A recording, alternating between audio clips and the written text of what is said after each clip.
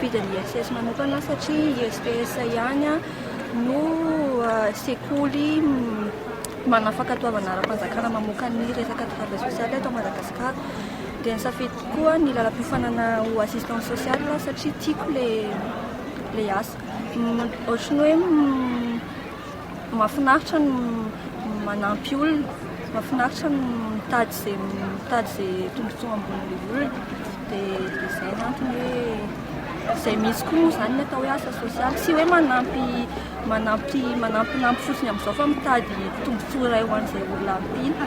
Mieritreritra ny mbola an'io satria eto amin'ny STS mbola misy ny master, sokatra ihany koa ny doctorat dia mbola foana.